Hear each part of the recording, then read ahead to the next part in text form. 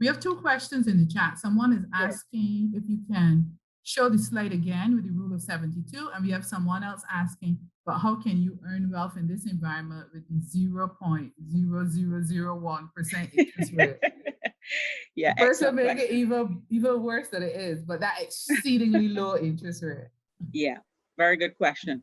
I'll come to that in a minute, but the rule of 72 pretty much says that you will approximately double at a point in time, your money will approximately double at a point in time determined by dividing 72 by the interest rate you earn. There are a number of opportunities that are out there outside of looking at what's on the bank. And as I said, I mean, I'm not here to try. I mean, I was a banker myself at some point, but the reality is that you're not going to get rich by holding your funds on the bank. That is very, very clear. So you need to look around for different investments, and they are limited. And this takes me to the point where I want to discuss some of the issues that we have in Barbados. So for example, the Barbados Stock Exchange really has been not doing well. We've had a lot of delistings in the last couple of years. We've had banks, we've had Massey, we've had Sagicor, and it seems as though it's going to continue. We have less than 19 securities or stocks listed on the stock exchange at the moment. So and we don't have any significant trade. And if you watch the news at night, you'll see that there's very little trading that's going on the Barbados Stock Exchange. But you do have opportunities in Trinidad and Jamaica. Jamaica some years ago was the best performing stock market in the world. So there's nothing wrong with looking at other stock markets. You can go through one of the local brokers and see what they can facilitate for you. And then we have the BOSS program. I know a lot of people don't want to have exposure to government after they defaulted in 2018. However, the BOSS bonds do provide you with a 5% return. And there's a big word that I should mention here that is very important: diversification. We need to be diversified. So don't put all your eggs in one basket. I know some people that had significant amounts invested in government paper, and when the default came, obviously they were very significantly impacted. So always look to think about diversification. But one thing that I should say that we need to probably be aware of is that there are actually 16 mutual funds in Barbados. I think I have the numbers here. There are 16 different mutual funds in Barbados. There are about 5 growth funds, 3 property funds, 2 balance funds, 5 income funds, and 1 multi-strategy fund. So though we have very limited opportunities at this point, the reality is that we still have some mutual funds. And in case, for those persons who don't know, and some of the mutual funds I'll mention here: Fortress, there's Sagicor, there's Republic, and there's Royal Fidelity. Those are some of the mutual funds here, and they manage the different styles. And so you should look into those as opportunities. We have a question: what are the property funds? So the property fund is one that's comprised primarily of property. So basically what a mutual fund manager does is that he will pool a number of different types of securities. And I say securities, you're talking about bonds, which is fixed income.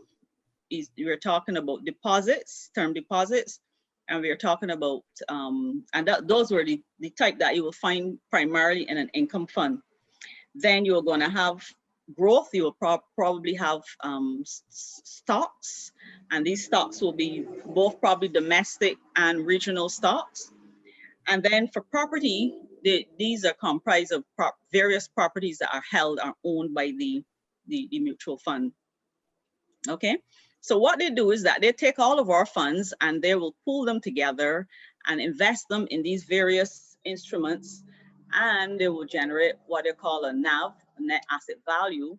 And that's what, the value of the assets, underlying assets, is what will give you the value that you have in those funds, the portion that you put in. So if you put in 5,000 of that pool of funds, that's the return that you will have access to.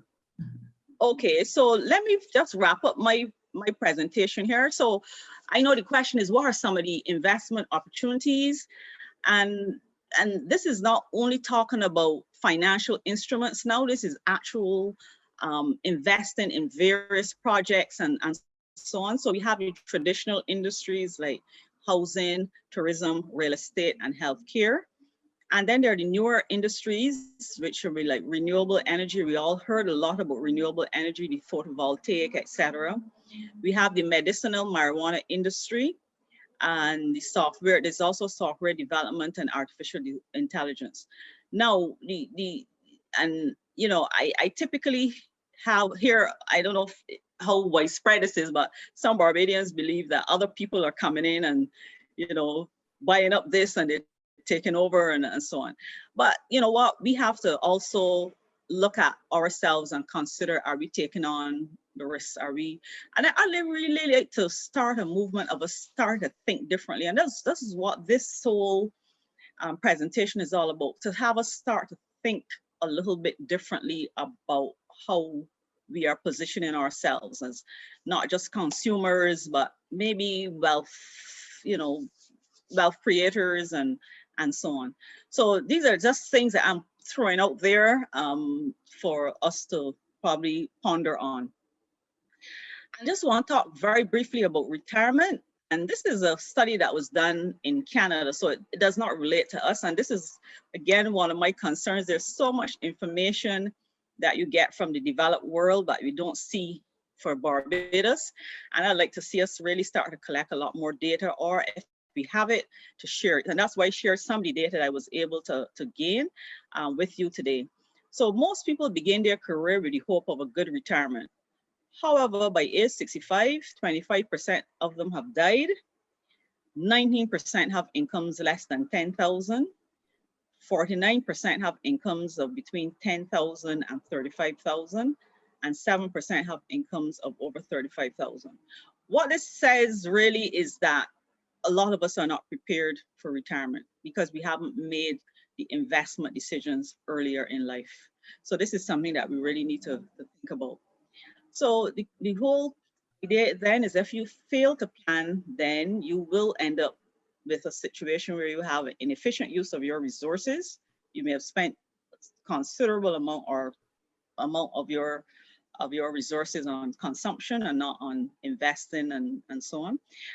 You have the risk of not meeting your financial objectives. You're unprepared for the storms of life, which could mean medical issues and other issues, paying higher taxes than necessary, delaying retirement and living on less money, and it may be difficult fulfilling your purpose in life. And you really should consider what type of lifestyle you really want to live after retirement.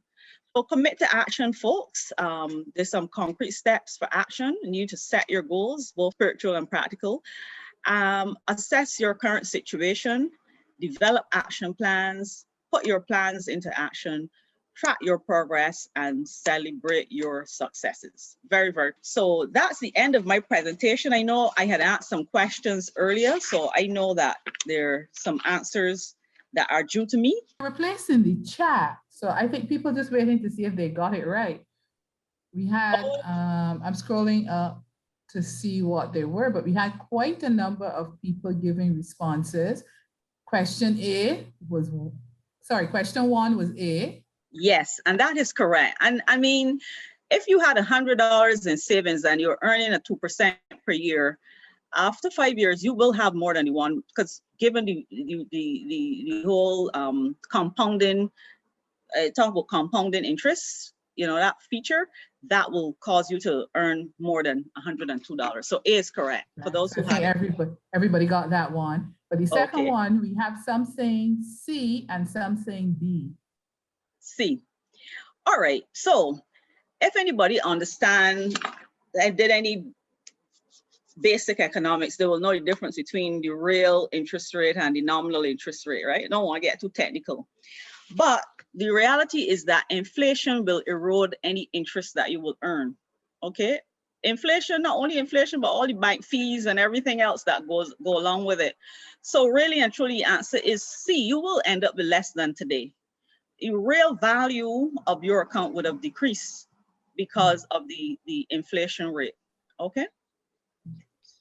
All So right. And for then those the who have last seen, one, the third one, everybody had faults. everybody had faults, and that is correct. Okay. That is correct. So kudos to those who got them right. But you know what? This was just a little testing ground, just to give a little lightness to it. But Yeah. there's a lot more that I think for us in Barbados that we need to focus on. And I think we really, some of us have done reasonably well, have saved and done the right things, but we probably need to go to the next step, which is to really build wealth. And I think a lot of people are interested in the building wealth. So I think that's a lot of discussion that people have. People want to better understand what the options are, and they want things that are safe and still will guarantee a good rate of return. So I definitely think that as we go forward, that there are going to be a lot more questions on that. And we want to have healthy discussion on it. So keep coming with your questions, folks. Yes, definitely. And I mean, I want to say that there's a lot to learn, but safe is a very funny word, right? Yeah. I think that given the secular low interest rate environment, not only here in Barbados, but all over the world, since the 2008 crisis and the actions taken by the Fed, interest rates are at the bottom. For obvious reasons, they were there to be stimulative to the economy and so on. And you know, given the situations we've had with COVID and all these issues, they will continue to be low. And that also is a issue that is impacting pension plans and their performance and so on. So those are other issues that we can go into, but we have to take reasonable, calculated risks.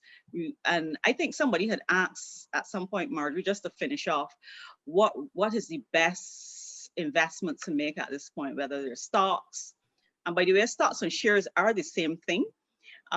Whether they should go into bonds and so on and so forth.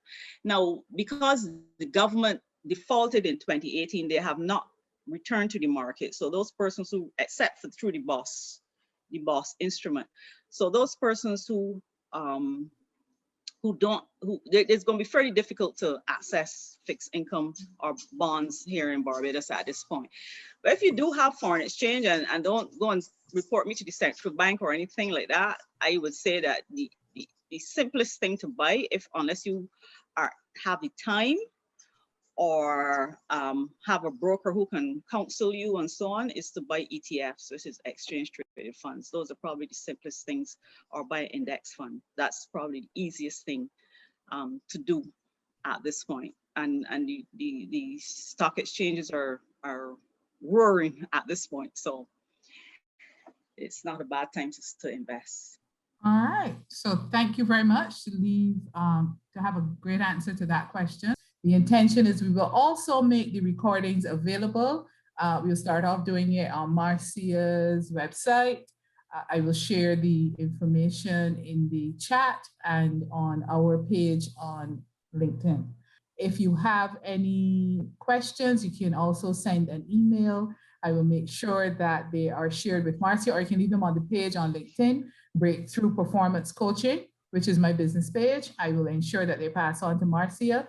Or you can look for Marcia on LinkedIn and follow her, which gives you a direct contact with her. And you can have your questions and your discussion there. Or you can follow me on LinkedIn. If you're already doing that, you can send me the question. You have so many ways of getting in touch with us. But we are thanking you very much for joining us this evening. We want to keep this series going because we know that it's important. And you can see from Marcia's discussion, she has a lot of knowledge in her head. She is excited to share it with us so that we all build, develop our knowledge and get better at financial planning. Thank you very much for joining us. And we look forward to seeing you at